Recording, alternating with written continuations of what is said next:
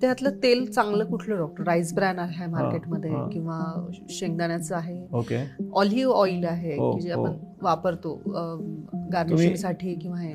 कच्च्या फॉर्ममध्ये तुम्ही वापरत असाल तर कुठलंही तेल काही प्रॉब्लेम नाहीये खरं बघायला गेलं तर. त्यातल्या त्यात जर का तुम्ही ते गार्निशिंग म्हणून सॅलेडवरती वगैरे वापरताय तर सगळ्यात बेस्ट आहे ऑलिव्ह ऑइल. ऑलिव्ह ऑइलच्या खाली कॅनोला म्हणून येतं. मग त्याच्या खाली येतं तुमचं कुठलंही घाण्यावरचं तेल, लाकडी Okay. घाण्यावर जे आपण म्हणतो ते तेल. तुम्ही जर का रॉ फॉर्ममध्ये तर तुम्ही शेंगदाणे असतील किंवा तुम्ही नारळाचं तेल बोलता तर तुम्हाला जर का ती चव पाहिजे ना तर डायरेक्टली तुम्ही थोडेसे भाजलेले शेंगदाण्याचं कूट करून ते सॅलडमध्ये वापरायला सुरू करा.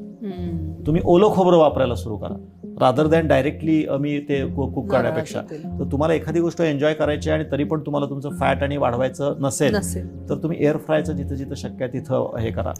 स्टीम केलेल्या व्हेजिटेबल्स पण खूप चांगल्या लागतात. स्टीम केलेल्या व्हेजिटेबल्समध्ये जर का कांदा, कोथिंबीर, वरून चाट मसाला हे टाकलं आणि ते जर का आपण आपल्या रेग्युलर पोळी किंवा भाकरीबरोबर खाल्लं तर खूप छान लागतं. असं काही नाही की मला त्यात तेल टाकलंच पाहिजे आणि त्याला फ्राय केलंच पाहिजे.